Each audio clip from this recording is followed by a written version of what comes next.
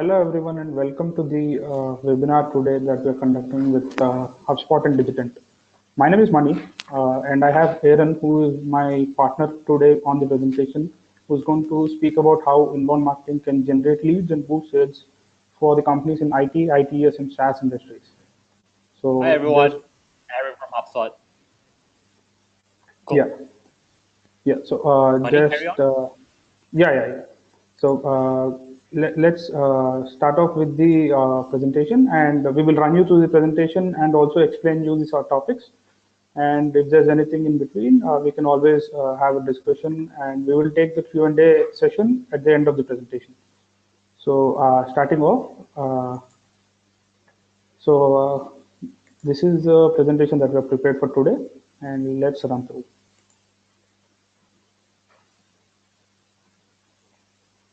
Yeah, so let's do a quick introduction of what the two partners that are jointly hosting this webinar.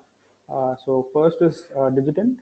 So I am representing Digitant, and Digitant Consulting is a well-known inbound marketing agency. We have been in the business for the last 2.5, 3 years, and serving primarily the Indian, Australian, Middle East, and the USA clients. So our primary expertise is into B2B inbound marketing strategies and also execution. So we also have some of the awards that we have recently received that are listed in this slide.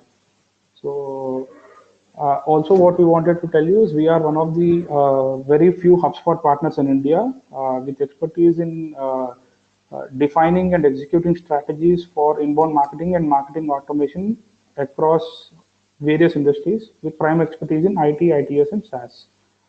So moving on to the next slide. So Aaron will be giving a brief introduction about HubSpot. Go ahead, Aaron. Cool. All right. So if we can move the slide, because I can't actually move it unless we change the presenter. So Mani, yeah, good stuff. Okay. So hi everyone again. This is Aaron. So I'm the channel account manager here at HubSpot. So I've been in the company for a couple of years now. So for all of you who have not heard of HubSpot, we are a Boston headquartered company which specializes in marketing automation.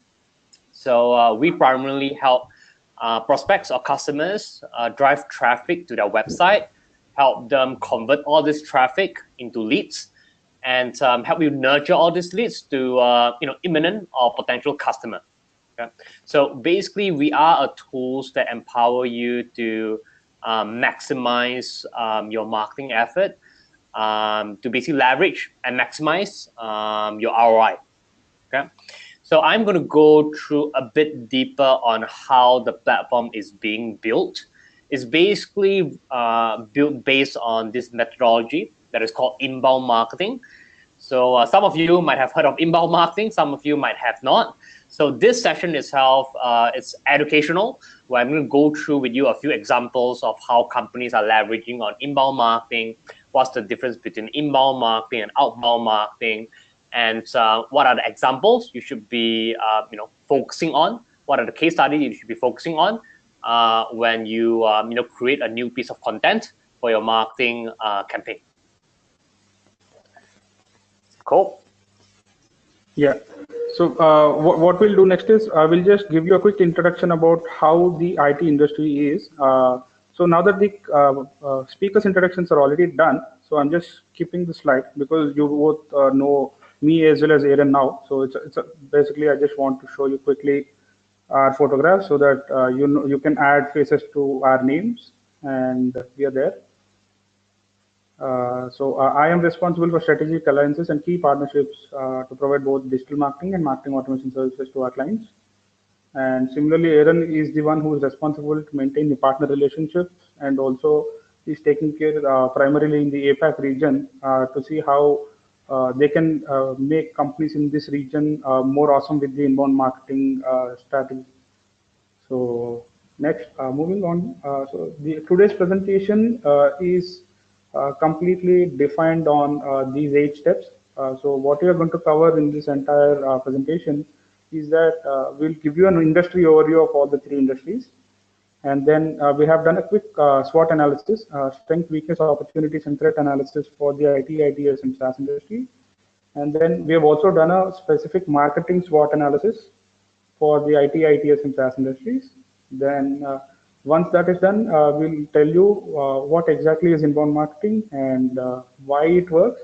And then Aaron will take it from there, and he'll explain you the examples and scenarios on how inbound marketing will be done and how you can define these strategies for your companies and take it forward. And then at the end, I'll give you a conclusion, and from there and on, it will be a Q&A session. We'll open for it. So we're trying to target to complete everything in a span of 40 minutes. And beyond that, we'll have a 20-minute session only to take questions and answers. Yeah, so moving on to the next slide. Yeah, so this is a quick overview of the global sourcing market and how the IT industry is doing. So if you see, the IT industry has hit the 1.2 trillion US dollars mark in the 2016-17 financial year. And then we have, so what we are predominantly telling you in this slide is that India is the global hub for the IT, ITS, and SaaS industry. We have about 55% of the overall sourcing share, and by the year 2020, we would potentially be one of the prime competitors for any big IT, ITS, and SaaS companies across the globe. Also, with the advancements in the industry like blockchain, artificial intelligence coming in, there are a lot of innovation hubs that are coming up and R&D centers that are coming up, which are actually helping India to boom faster into the industry. So this is pretty much the overview, and this industry is seeing a lot of success over the past 2 3 years, and also it will be continuing like this with a good growth over the next decade or so. So that is the overall understanding. So you can run through the numbers. I'll just give you a 30-second pause on all the statements that are mentioned in the slide.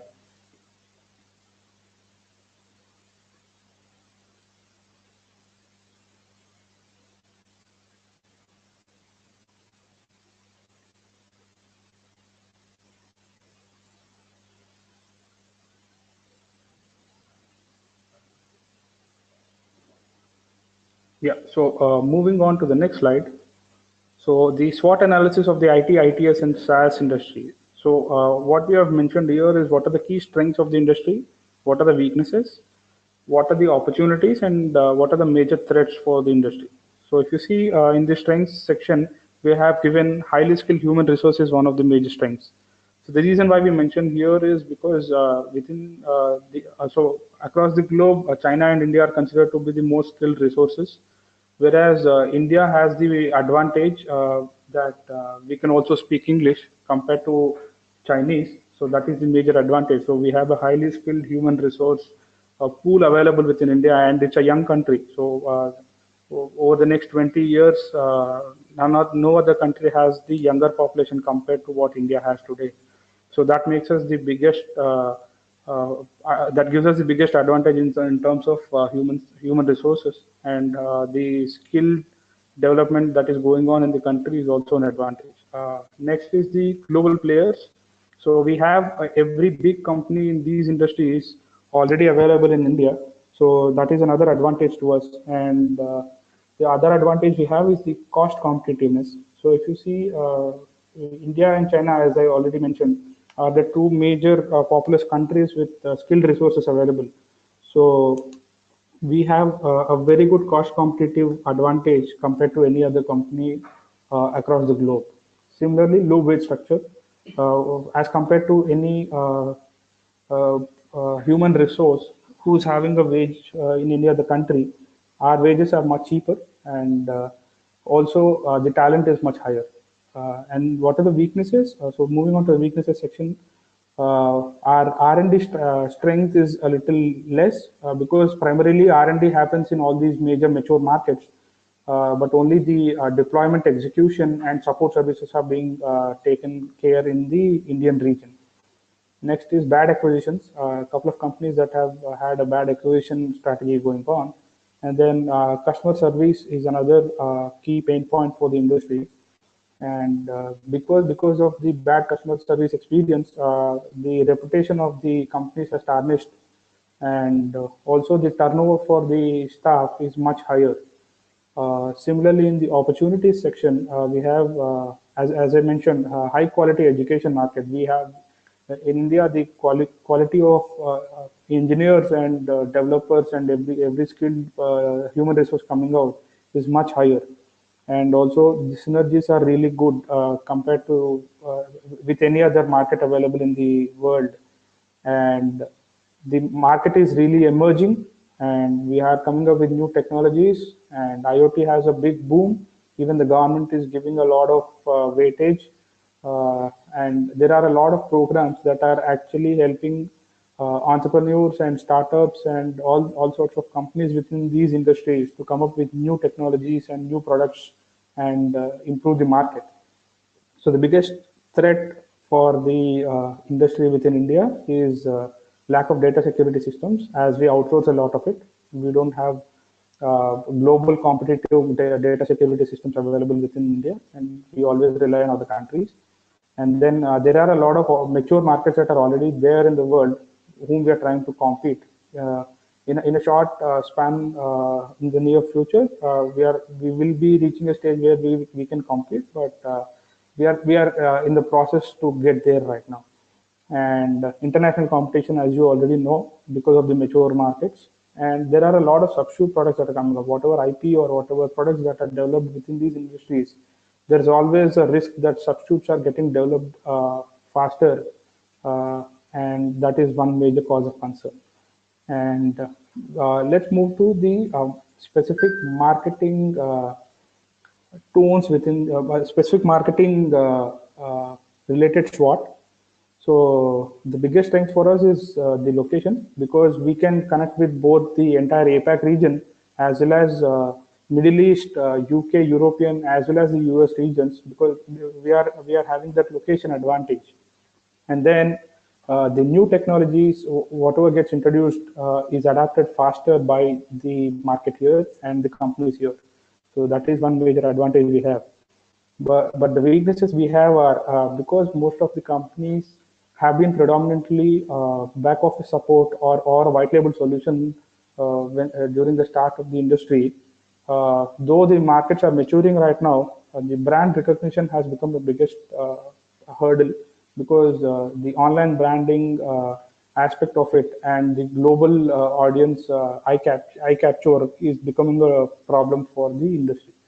In terms of lead generation, we will discuss a lot about this in the entire presentation. So what we actually see is that most of the people are trying only to sell, and none of the companies are actually trying to sell their product along with the buyer journey.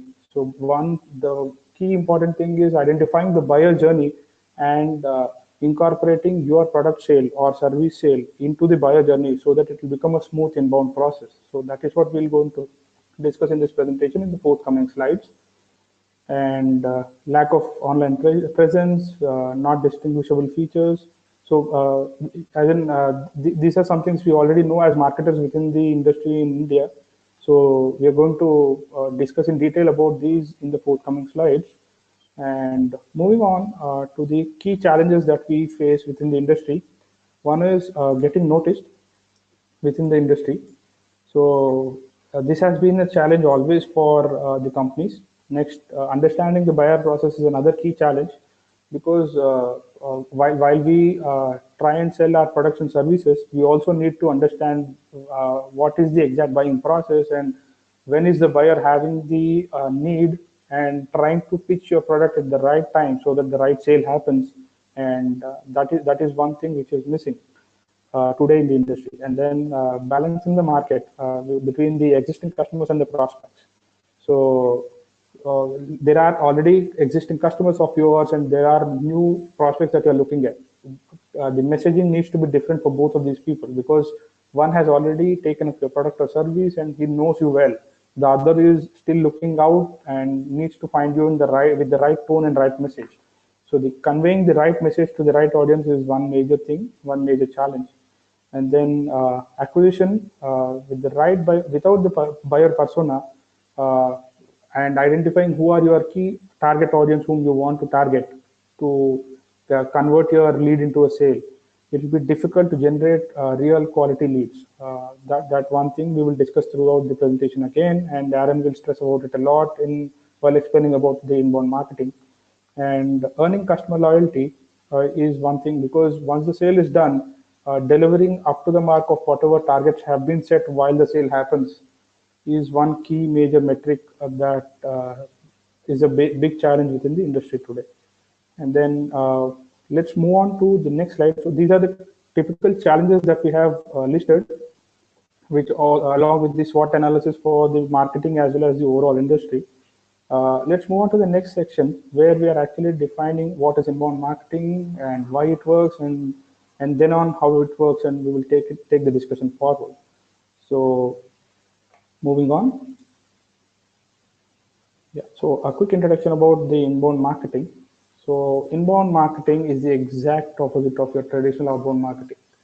So no cold calling, no hoardings, no display advertisements, no interruptive messages.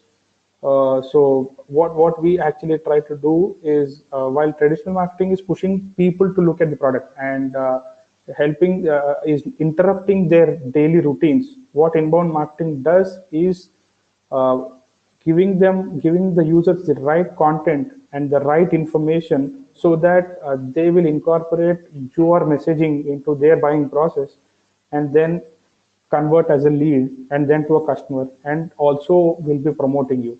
So the more useful content you give, the better they become your promoters once the conversion happens. So if you see the stages below, there are 4 stages: attract, convert, close, and delight. So these are the 4 stages in the inbound marketing funnel. We will discuss in detail about each of these in the next forthcoming slides. So what we have, and we have 5 different kinds of buyer journeys within these 4 different stages.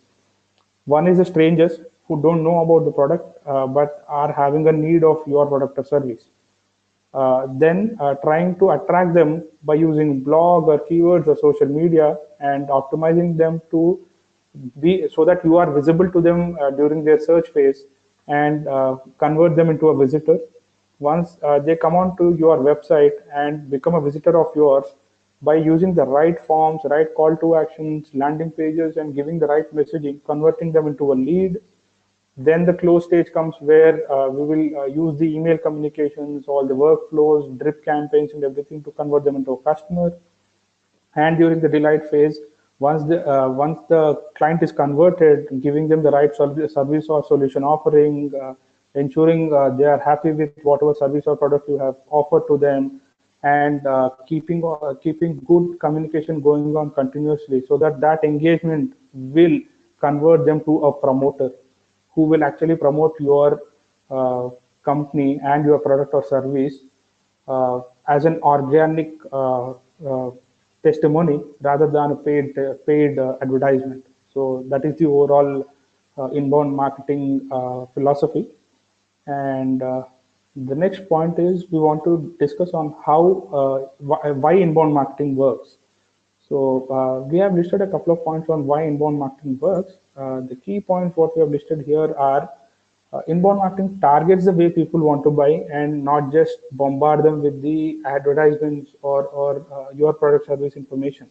So it actually, so the philosophy is that you identify how the overall buyer persona is, what is their buying cycle, and based on that, you do the entire selling process so that both are in sync with each other. And because of this synchronization, there is a better way of you selling the product more.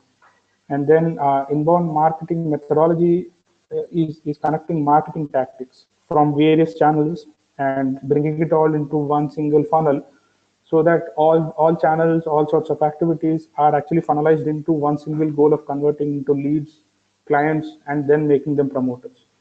And inbound marketing also focuses on strategy before tactics, because strategy is the key aspect of defining any inbound marketing activities. And that strategy defines how you want to show yourself to your prospects, what kind of messaging you want to give them, and the overall in the overall buying scenario. And then this is completely data driven and a performance based model. So the advantage of taking up inbound marketing versus any other outbound marketing channel activity is that inbound marketing is completely data driven. You can see a lot of metrics on how each and every activity that you do within the strategy is yielding results for you on a timely manner, and you can continuously optimize it on a weekly, daily, and monthly basis. And inbound marketing also focuses on lead generation more rather than branding, because up to a certain extent, branding is required, yes, but once the threshold is reached, the primary focus of the inbound marketing strategy is to generate leads. And then the automation component helps you engage your user continuously. Let's say someone comes onto your website and they subscribe to your blog. With the automation feature, you can actually run automated workflows in the backend using the marketing automation software like HubSpot, where there is a lot of emails that can automatically go to your user base without you doing it all manually. And because these automation is going on, the users are continuously engaged within the buying cycle. And then inbound marketing is about your buyers and not about you. This is one underlying statement of the overall inbound marketing strategy, that your buyers are the primary audience that you need to look at, and your products and services are getting fit into your buyer cycle rather than you selling your product directly. And then inbound marketing is the best of marketing strategies to yield higher results, and we will see how in the forthcoming slides. And it's a systematized, scaled, and replicated approach. The best example we have is HubSpot with us. So they have been doing it for the past 10 years. So this came as in we can give you a couple of examples on how HubSpot has actually over a period of time made inbound a philosophy and an overall market level understanding. And Aaron will throw a lot of light in the forthcoming slides about how inbound is the key thing and how it has become what it is today.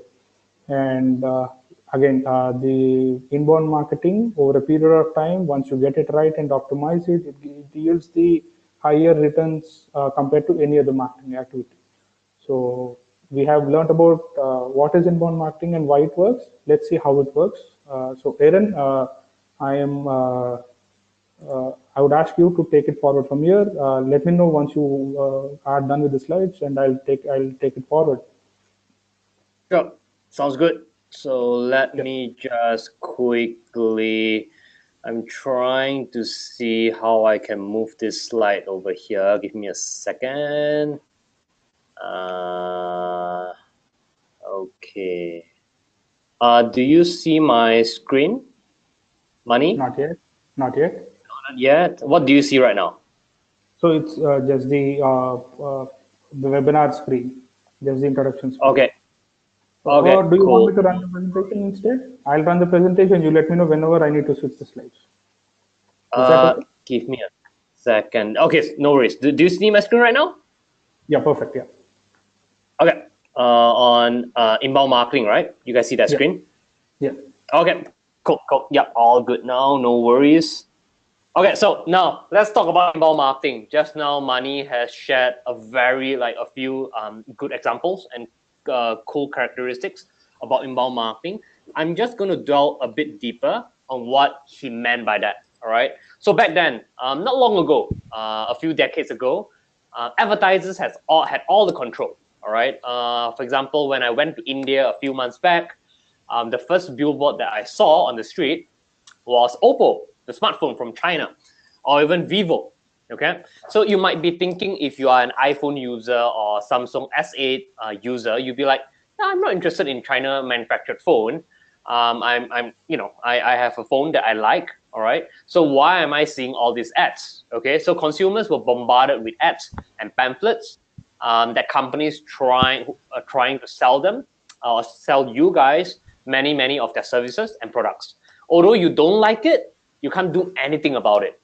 But now, with the invention of internet and smartphone, you as a savvy buyer, guys, you guys are in control and has much more power, as opposed to staring at that billboard as opposed to sitting on your couch, going through those TV ads and commercial. Now you would have your iPhone in your hand, and you start scrolling things that you like. All right. Essentially, you have all the tools at your disposal to do your own research. Okay, and you are able to now make your own decision on what kind of product you should be purchasing, what kind of service you should engage based on your research skill. Okay. This is one of my guru's favorite quote over here. That, can you believe that? That was back in 20 years ago. Okay. The biggest problem with the old playbook now is that it fights for people's attention by interrupting them. Like what I shared, the TV ads, the billboards is interrupting people's attention because they are promoting the product or services in mass, not knowing that, hey, you might not be interested in their services. Okay. So now, attracting attention is always smarter than interrupting attention. But now, you understand the theory, but you'll be asking me, hey, Aaron, so how do I attract attention? Okay, the answer is attract attention requires you to provide something people will love. And now again, another question would be, so what kind of thing do people love? Answer is, in the world of this digital era, people love content. Just imagine yourself, all right, as a consumer, okay, as a fellow human being, how much time you spend on reading materials on LinkedIn, on Facebook, some of you on Twitter or Snapchat, like content, right? Particularly, at first, it's blog, okay? So this is just an example of HubSpot. We have been doing this for 11 years now. I'm just taking a specific time frame, all right, on our blog content traffic. Yeah. And I remember there's this client who called me a month ago. Okay, he was asking me, hey Aaron, I'm actually curious about your service and your solution. Can you excuse me, potentially run a demo session with me to go through all your tools? And I was like, why are you interested in this juncture about the service? He was like, oh, because I come across the blog content that you wrote about email marketing. I was like, I don't remember writing anything recently on email marketing. And he was like, no, let me send you that link. He sent me the link. I got it. I clicked on it. It was a blog content that was written 3 years ago. Okay. So what I'm trying to say over here, guys, is content that you publish that will add value to prospect or savvy consumers or marketers like yourself, it will always generate traffic for you. Okay, so this is very different from paid ads. Okay, where if you put up the ads, yeah, you get some impressions, you get some click-through rate, but after you strip off the ads, you will never get any traffic. So it's very different from blog, where the content will be forever there. When someone search on a specific topic, if you are optimizing if you have optimized your content, the content will always be found and will always be there generating traffic and leads for you. And in this example, you will see the blog content traffic rises exponentially across the years. Now, an example. If you were to put in as a marketing personnel, you put in press release template, which most of the PR personnel do. Now there's what we call above the fold results. Okay, so now what you see is, again, Google is trying to put us back in times where we are going to get bombarded with paid ads, things that we're not searching for. All right, but it's more relevant this time around because it's based on the keywords that you type in. So you definitely have that intent, but how many of you actually click on paid ads?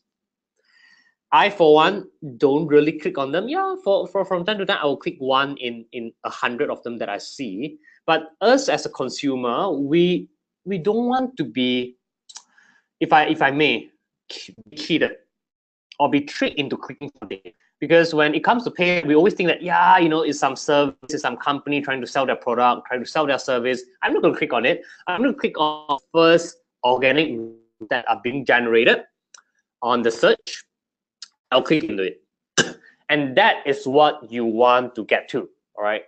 First, just right after the paid ads where people will click on, get your content up there. Okay, and this is what HubSpot and this is what Digitant specializes in getting your content get found, get that visibility, increase that awareness, so that your content will be spread across the board, across the target audience. Now, just now I mentioned about Snapchat, just now I mentioned about Instagram. So blog posts and web content is not the only way to publish your content. So for a lot of you marketers, you'll be familiar with a term called remix. Okay, so when we say remix is, you spend a lot of time, sweat, to some extent you spill some blood as well when you create content, because to be frank, creating content is not the easiest thing to do. You need to do some research on the topic. You need to make sure that content is optimized. You need to know the best practices around it, and you need to basically cover content based on your different buyer's journey stage.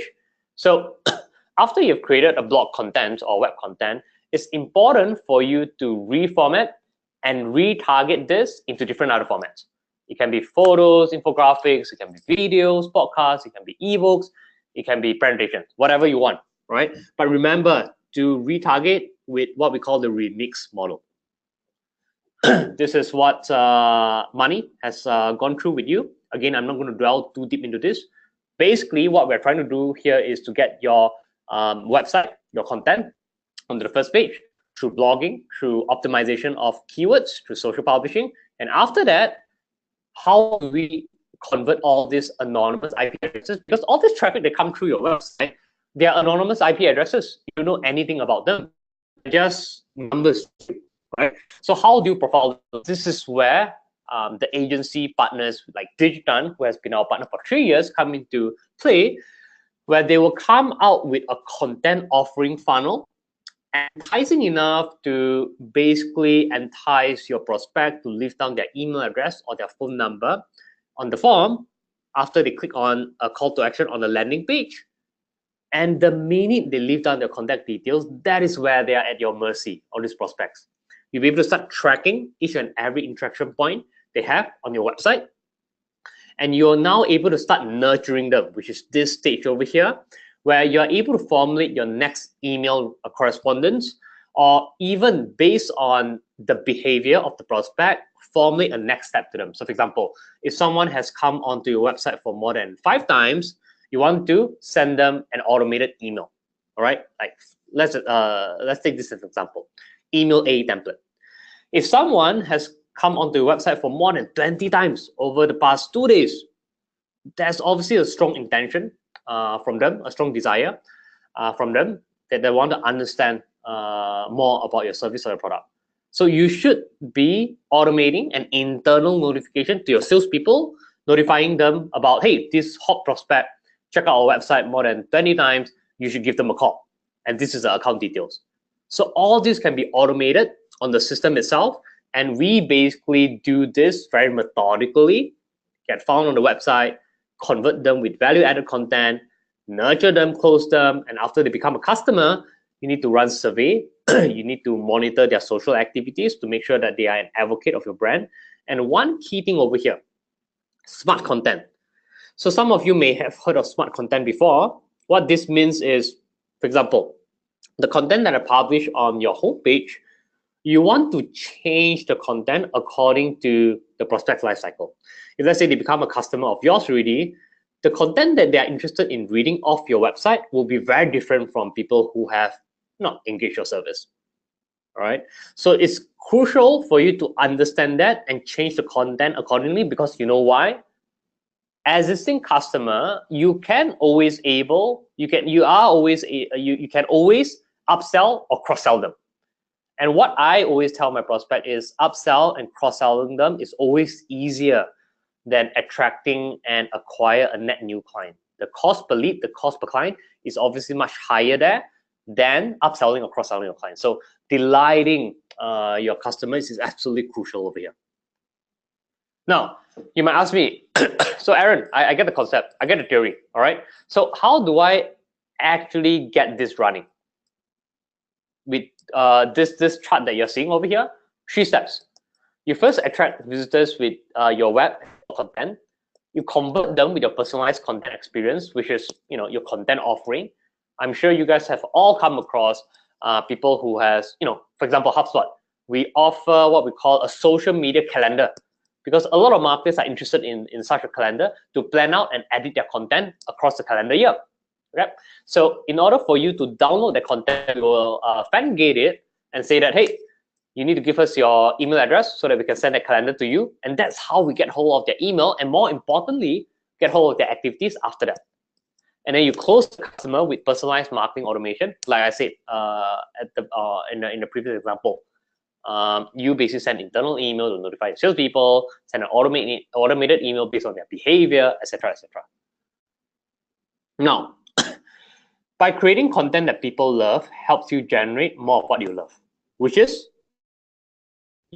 all of you marketers and salespeople want more traffic and lead, because that will ultimately generate revenue for the company. Now, a quick chart on the effort that you need to put in to create a blog post versus the lead flow. So what I'm trying to say over here is, yeah, it's not that easy to create content right from on the fly. The effort, there's some sunk costs and incur costs right from the beginning, where you need to, research the topic, where you need to, revise a lot of, scripts or draft version before you actually publish it. Yes, it does take an effort, okay? But the effort will be constant after that, because you will be so used to creating content where, yeah, like you have that wireframe in place where, what you need to do is just research on topic. So effort will over time become constant. And then the lead flow will always rise exponentially, just going back to that live view on the client calling me up 3 weeks before about a blog content that we published 3 years ago. Now, just now I quickly mentioned content needed to be changed dependent on each buyer's journey. So what I mean by that. So if you have not been paying attention on the presentation, you should be paying attention on this slide. So this is a very important slide on breaking down the 3 stages of buyer journey, from awareness, consideration to decision. So what I meant by that, to give you an example, an insurance company that we're working with, global insurance company, they have come up with a new policy, a new insurance plan around lifetime learning and development.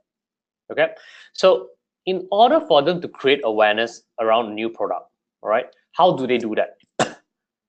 They basically come up with blog topic like, hey, top 10 tips for you to retire before you turn 35 years old. It's a content that is not related to the lifetime insurance plan or policy plan that they're going to publish or launch, but it's a content that everyone is interested in reading more. That is how you draw eyeball. That is how you build thought leadership within the group. All right. And whenever people are interested or want or sorting after value-added content, they will know who to turn to, which is you, because you are creating content that will add value to people's life. After awareness, they would be writing blog topic around top five reasons why you should consider picking up a life learning insurance plan before you turn 40. So you see now how they instill that idea in you to tell you that, hey, why do you need an insurance? Okay, I know that you might not be aware that you need insurance, but this is why you should consider buying an insurance. And then now that you are considering, they'll push you down the funnel when need be by telling you that, hey, this is how our plan, AIG, a lifelong learning plan, differs from AIA plan or Prudential plan, to help the prospects or consumers like you guys to make a decision. So you see how they can attract eyeballs and then instill that seed, right? It's what we call seed and grow strategy, and then help you make that informed decision. Okay, another example over here. This is very interesting because we are actually working with a shop that provide spectacles, glasses. So let's say if you are not wearing glasses, how do they actually get your eyeballs or get your attention? So they come up with a very interesting idea. They found out that, hey, a lot of people actually search on a daily basis, why do I keep getting headaches at work? Again, nothing to do with glasses whatsoever. All right, but once people click on this, they will see this article, how to avoid computer eye strain, which is linked to why you are getting migraine at work. So they talk about, you know, CVS, your common symptoms of computer vision, right? And then it tells you the symptom, the syndrome, a bit of stats, telling you how you could avoid an eye strain, which is what people are looking on Google to help them relieve a bit of stress at work. And then when you move down to consideration, all right, after that person has absorbed that content, the initial content, now they tell you that, hey, it's actually all about glasses. Are you far-sighted or nearsighted? Maybe you have not noticed that you have all this problem, but let me tell you the difference. And this is what the symptoms are between far-sighted and nearsighted. So they are a glasses shop. Their company is called Mr. Spec. So now you can see that now they are slowly putting that lenses, that specs element into the content to instill that idea that, hey, that headache that you're getting might be something to do with lenses. On decision, you see now, they say that, hey, if you're still not sure about the lenses, if you're not sure about what kind of symptom, hey, schedule an eye exam today with us. So now you see that is how they, you know, basically gradually get you thinking and then stir you towards that that path where you should, you know, be scheduling, where you should really come and inquire about their service. So again, the awareness, consideration, decision is absolutely crucial when you're trying to adopt that content marketing strategy. So that is that content marketing strategy before you put them on blogs, before you share them on social media, before you optimize them, which the tools are able to help you, and before you, you know, entice them to leave down their contact details before you do all those automation. This is absolutely crucial. Another example, the world's fastest growing company, Airbnb. All right, they attract customers versus interrupting them. They're one of the fastest growing worldwide platform to platform business. Why? Many of you are no stranger to this. You guys have stayed in Airbnb before, and you guys are all familiar with this product. But what makes Airbnb so successful is not only its product, it's actually its content. Few years ago, it started that inbound methodology, that inbound movement, where they started creating content around cities or neighborhoods. So what do you need to do when you go to Bangkok? What are the local favorites? What do people complain about? Okay, so what they are trying to do is not to convert those people that are, you know, ready for a vacation, already looking out for a place to stay when they are traveling, because those people will naturally go to Airbnb. But what they're trying to do over here is to convert people who didn't have that idea of traveling just yet. So what they're trying to do is say, you should go on a holiday and we are giving you all this cool stuff, material, so that you are able to find out more about a company, about a country. What do you want to do when you go on a vacation? So they're trying to go after that 99% of the people who are ready to go on a vacation just yet and go through their content before they go on to their listing online to book a room. That basically propelled them to rise from a revenue of 250 million to 900 million, okay, in 3 years. Now, HubSpot is an all-digital marketing platform that businesses, like what I said before, the customers, as you can see from the diagram earlier. All right, they also provide you the content strategy through Digitant, all right, so that, you know, they as an inbound marketing specialist will be able to offer you those ideas, strategy to be bounced around before you put that up and optimize on the platform, before you automate all these marketing activities. Now, we in HubSpot, as you know, or you may know, we don't really talk about product. As I have demonstrated in this presentation, I mean, I don't even show you how the platform works. I tell you the methodology, I tell you the examples, I tell you how important it is to create content, and I tell you how to create content, what you should look out for. So this is exactly what we do. We create content that helps ideal customer like yourself, marketing person, to do your job better. All right, because no one is interested in seeing you promoting about your service or your product or your company history, to be frank. All right, you first need to get some value from the company that essentially help you with your life, with that insurance company example that I shared. as well as helping you as a professional do your job better. Just a few examples over here.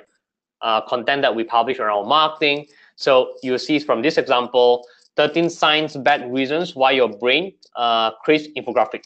All right, so these are the things that, infographics that, marketing staff might be interested in reading more. For salespeople, hey, 3 aggressive sales closing tactics that prospect will say yes to you. What do they normally do to do that? And then for agency, 3 simple steps to win more pitches, retain your clients. So these are the content that people are interested in finding out more to help them get more revenue, help them get more leads. Nothing to do with your platform at all. No. All right. And then we further up our game by creating a marketing resource hub where people can download template, photo, ebooks, essentially solidify our position as a thought leader. Whenever you have any marketing inquiries, you should come to us. And that will essentially lead them to subscribing to our platform, because we know exactly what we do in the marketing front, and you should be using the platform for your marketing purposes. And if you guys are, I'm sure you guys are all on your computer, you'll be able to go on to what we call a website grader powered by HubSpot. Literally Google it, type in your website, type in your email address, you'll be able to see like a quick results on how your website is faring across the board. Right. So again, this is another value add free tool that we provide to the clients. That basically propel us to now we have got around more than 6 million site visits, actually more than 60K leads. This is outdated, and we've got more than 30,000 clients right now. All right. Remember, guys, helpful content always trump over sales pitch. No one is interested in you hard selling. You keep telling or promoting about your product or services. I've come across too many websites, especially in Asia, where they talk about their, their under the publication tab. They'll talk about, last month we celebrated our 5th year anniversary. This month we have new salespeople joining our team. I mean, that doesn't really help you drive traffic, because no one is interested in your what your company is doing. They are interested in how you can help them, and this can be best demonstrated by content that you're creating. This concludes my part of my presentation, guys. I'm going to pass this back to Money. All right, Money, you want to take this over? Yeah, so just taking it over, and let's take this to the last step of the overall discussion. Yeah, so can you see my screen? Yeah. As part of the conclusion, what we tried to tell you over the last 45 minutes is that inbound marketing, or the philosophy of inbound marketing, is that Money. Yeah. What I know is just that webinar. I haven't seen anything else. So you need to share another screen. So are you not able to see the screen? Just a moment.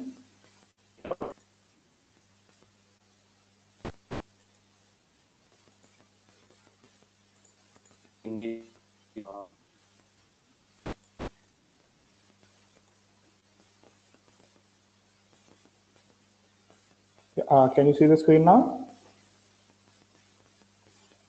Give me a sec. Yes, now I can see your screen. Yes. Perfect. Yeah. So moving ahead. What both Erin and I have been trying to tell you over the last 40 minutes is that inbound marketing has seen a good rise over the last 10-12 years, where the smart marketers in most of the industries that we are dealing with are trying to adapt to the buyer journey and buyer cycle, and trying to identify what sort of buyer personas are buying the products or services, and trying to adapt their marketing activities into the buyer cycle, so that they can see more value and they will get much better qualified leads compared to any other outbound marketing. So just to conclude, what we have here is a couple of do's and don'ts of the overall inbound marketing strategy, so that we want to explain it to you. So first thing is, do make inbound marketing a part of your strategy, and do not make it only your strategy. Second, do think like a buyer and don't try only to sell. It is very important for us to understand the buyer cycle and the buyer's needs and market our products and services accordingly rather than just selling so that we will have better results. Third, do speak to your audience, but don't try to be everything to everyone. So you need to continuously engage with your audience, but you don't have to necessarily tell them you can solve every problem out there, and you can do everything for them. You don't have to be that. You can be a good speaker to your audience and try to listen and understand what exactly are their needs, and try and achieve what you can rather than trying to be everything to everyone. Next, do keep an eye out for ROI opportunities, the return on investment opportunities. Keep an eye out for them and do not only focus on ROI, because the content and all these assets that you are trying to build with the inbound marketing, these will last with you for a lifetime. So what we try and essentially tell you, and we have been successfully doing for the last 3 years with HubSpot, and HubSpot has been showing results for the last 10 years, is that uh, there is no marketing activity should only be focusing on ROI. You look for opportunities and act accordingly. If you get a better chance of getting your returns on investment, good. Otherwise, look for more opportunities. But do not only focus on ROI while spending on your marketing. And next one is do focus on quality.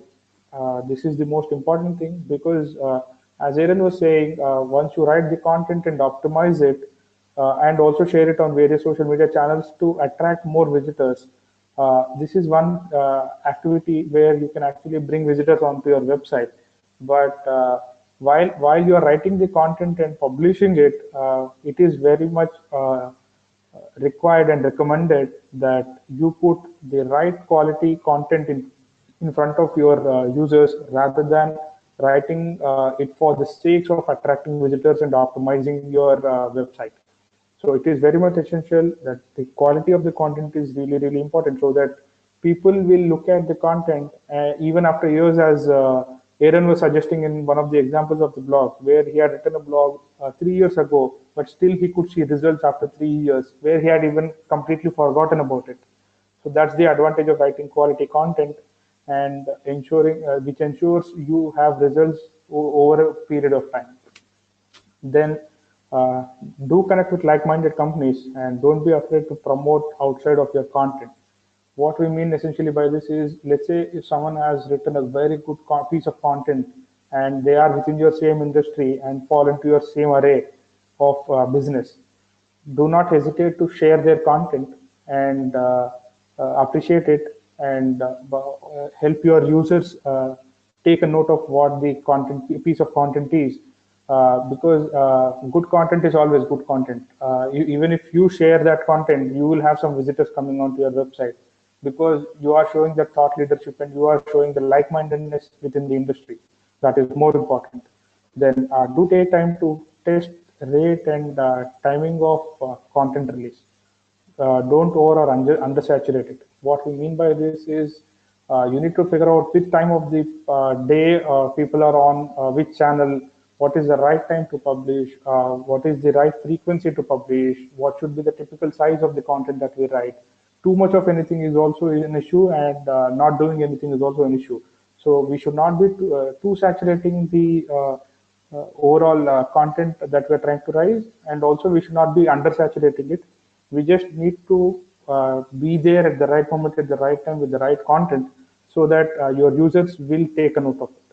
Then do offer well-rounded content. Don't focus only on your production services. This is very, very important because the key aspect of inbound marketing is that you educate your users and you educate your industry people about the overall industry development and give them useful content which they will feel engaged with, rather than just explaining and bombarding them with your products and services so that they get vexed about it. Then do expect a traffic increase, but don't expect qualified leads immediately.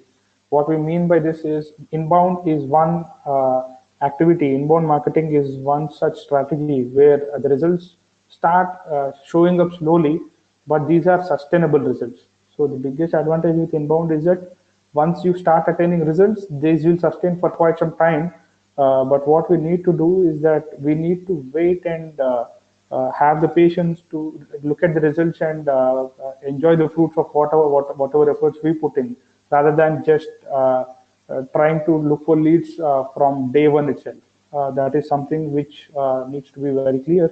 And the more organic you are, the more useful content you write, and the more kind of inbound marketing strategy you build, the better are your ability to sustain within the buyer cycle and within the market visibility.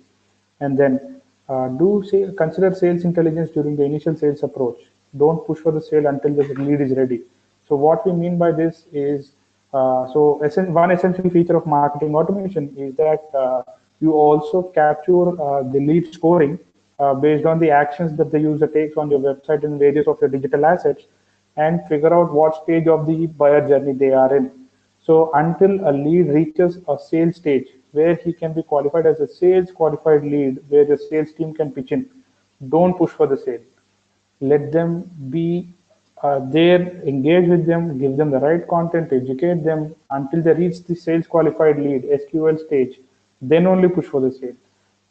If you push them earlier, it might cause your lead to drop off, and that is one major concern. So with these key do's and don'ts that we have mentioned for the inbound marketing, we would like to conclude today's session, and we are open for Q&A, and anyone who has a question can raise their hand, and let's discuss and take the questions. So the discussion is open now for Q&A.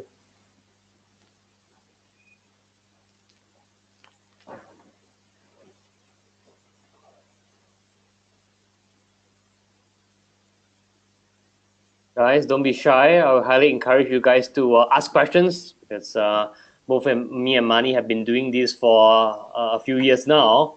So do let us know if you've got any questions.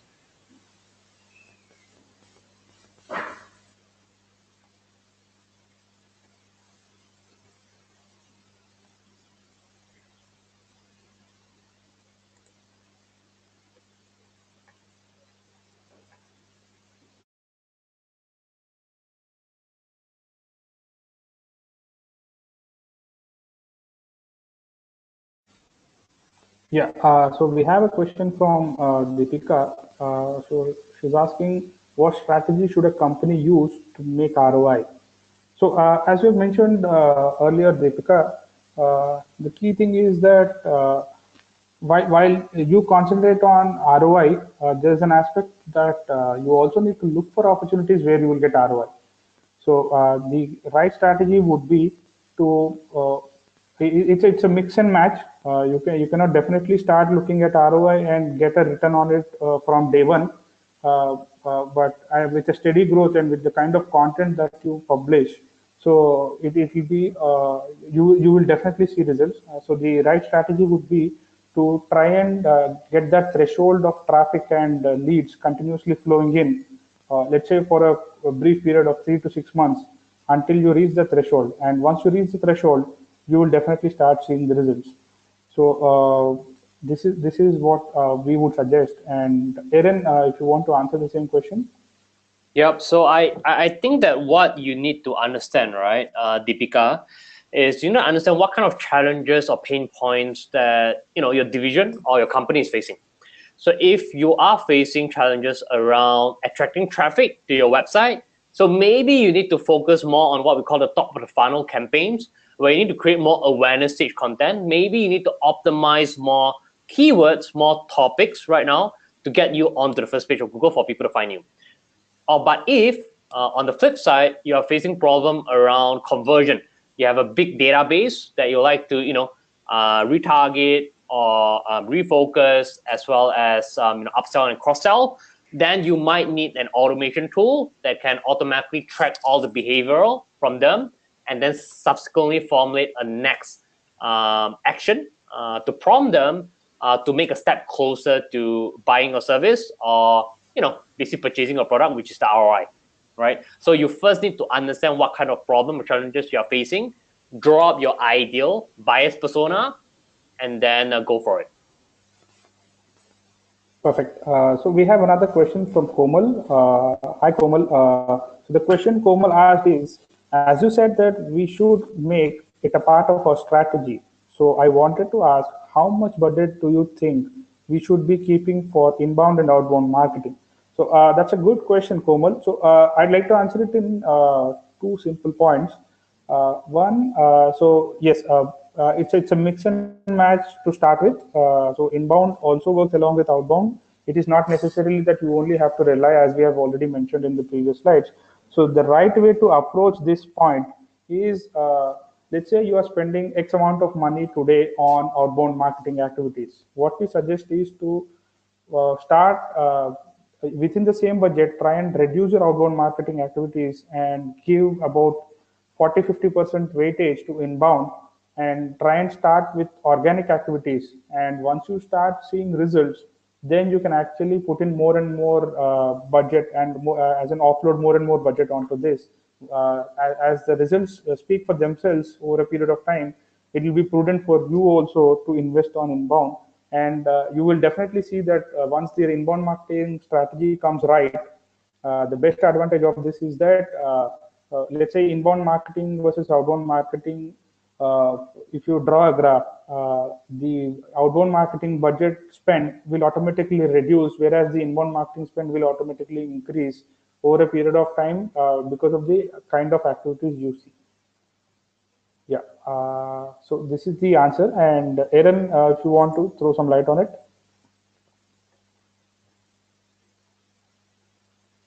Aaron, you there? Sorry, I muted myself, so I was Yeah. like speaking like for the past 30 seconds without noticing it. Anyway, so it really depends on what kind of goal you have set inside. All right. So, for example, if you have been, this is my guess, traditionally been doing outbound marketing, what is the cost per lead right now? And companies is always exploring ways to drive down their cost per lead. All right, because with lower cost per lead, you get a bigger margin.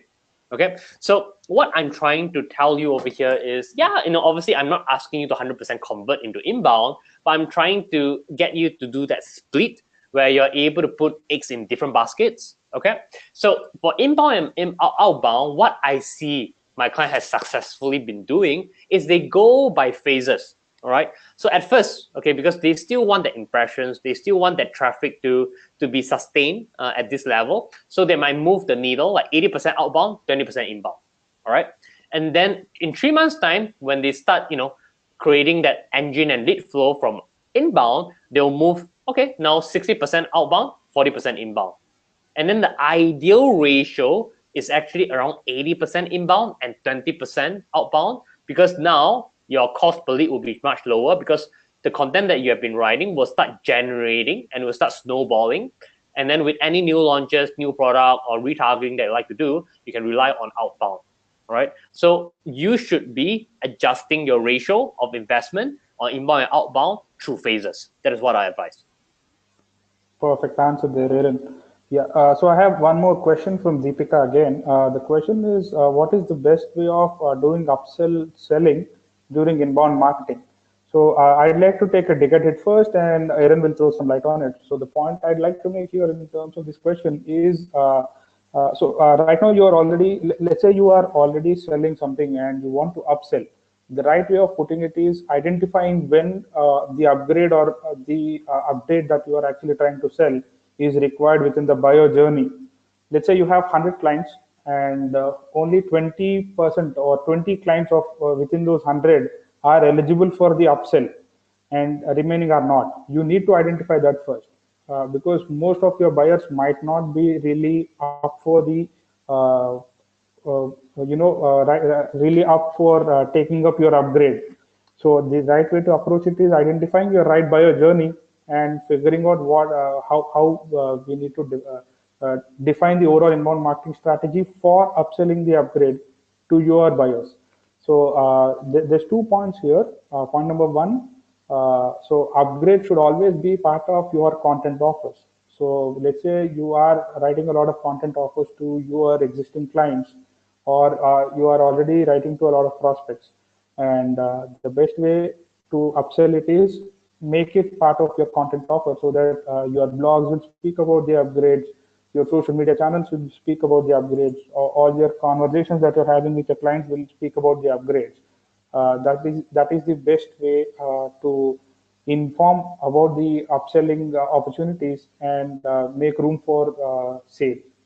So Aaron will suggest a few points on this. Yeah, so I think first thing, right, if you're considered about upselling or cross-selling, you need to have a substantial base of install base, we call it, right, existing customer. Okay, so the ideal size of existing customer, again, it depends. The ratio need to be healthy between your employee size versus your client. All right, so the ratio should be around, one staff to around, your 30 to 40 clients. All right, so let's say you have around 50 people. All right, so you might have around 200 accounts or existing clients. Okay, so you need to get that ratio right, and then what you need to do is you need to segmentize the list according to what they have bought and what their interest level has been, and what has their interaction points been with you. All right, so this is where the automation point kicks in. And one best thing of doing this is by sending them like a mass email with a few details or a quick survey. All right, with the existing client. Hey, what do you like about the current service? What do you wish to see from the service that you're not seeing right now? Ultimately, you are having like different call to action on each of this point, and based on what they click on, that will basically indicate what they're interested in knowing more. And based on that, you'll be able to track all this in the backend and sync that back to the CRM and formulate the next step.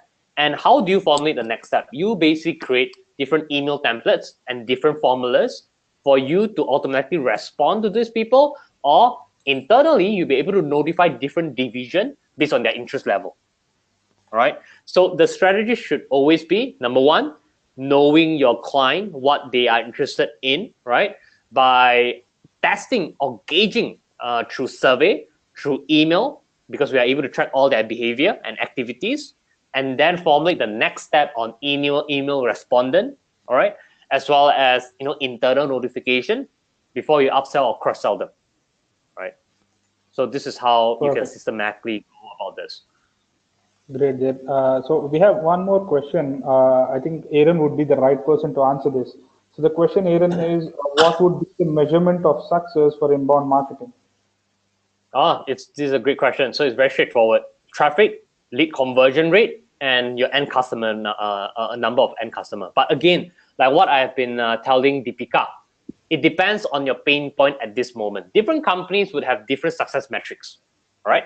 But ultimately, what you want to do from this investment, what get from this investment, from whether it's outbound, inbound, you want to get number one, traffic, which is our client acquisition and client generation, lead generation, and also your upselling and cross-selling opportunity, which is what we call customer engagement, all right? And then in between, the conversion rate. So this is what you want to achieve. Again, it depends on where your pain points are. You are able to draw up different success metrics based on that. Perfect answer there. I think rightly answered in three different points. So these are the questions that we have answered right now. Do anyone have any other questions that you want to bring in? We have 2 more minutes on the session. So if anyone has any additional questions that you would like to ask, we'll answer those, and let's conclude the session formally. Any more questions? So I see Nielsen Shamsundar on the webinar. So if you have any questions you'd like to ask, if there's anything that you want to know, we're free to answer here. Yeah. So I think, you guys can always shoot Money an email, or even me an email if you got any afterthoughts or questions. Tell us how you would want this webinar to be like. Next time when we host it again, that will be highly appreciated as well. But again, thanks a lot for everyone. Just one last question raised by Deepika again. Let's answer this and formally close the session off. The last question we have is how to generate inbound marketing leads of a business. So I'll take a dig at it first. So the way we have been telling you, The right way to approach any inbound marketing strategy is to come up with the content offer, as we have been telling you. Give the useful content to the users and make them your subscribers first. So bring strangers and convert them into visitors. Once the visitors come onto your website, try and engage them more and more so that they will become your leads at a later stage during the buyer journey. Because the uh, the right way to look at it is none of the you will not look at something you are not interested. To put it in a nutshell, any visitor or any website visitor will not look at something if he is not interested in it. So if someone has a need for it, then only they'll come back again and again and read through the stuff. So if you give them the right content and engage them in the right manner, you will definitely have success in terms of converting more and more leads. So that's my say about it. Any point, Aaron? Yeah, I think you wrapped that up pretty well, Money. One thing that you need to take note of before you create a content that people like, you need to create your buyer's persona. What I would advise you to do is, I mean, obviously within your organization, you know exactly who you are targeting at. But if let's say you and your marketing staff or your salespeople, sit down and you guys all do this activity, all do this action about writing your target audience profile, trust me, all of you will be writing different things. All right. So the first thing to do is to have this activity where you guys need to agree on one or two targeted audience. All right. And then consult on your salespeople or consult on your supporting staff, because they are the people in the front line that understand what people are constantly searching or asking about the service. Why are they happy? Why are they happy about your service? Why are they not happy about your service? And you'll be able to create content around that attract their attention. So number one, do the activity of writing all your buyer's persona with your staff. Second, consult your salespeople and your support staff on what do they think is a content that people will be clicking in and reading, because based on their experience of handling clients on the front line. Perfect. There, Aaron. I think you're right on the money. So with that, I think we can formally conclude the session. And thanks a lot, everyone, for attending the webinar. It's been a great audience. You have been a very, very great audience to us. Uh, we will look forward to connecting with you again. And do drop us an email with any feedback you have or any questions you have. We'll always be happy to answer. And over to Aaron. Yep. Cool. All right. Thanks a lot, guys, for being so welcoming. Although you guys, I can't hear you guys or can't see you guys, but you guys have posted a few of them, the wisest question, very good questions. So I really look forward to organizing more of this with Digitant to help you with your job, essentially. Perfect. So that's it pretty much from our end. Thanks a lot, Aaron. Thanks a lot, the audience, for being there. And we'll look forward to speak to you again. Have a great day. Thanks, Manny. Cheers. Take care. Okay. Bye-bye. Yeah. Bye-bye.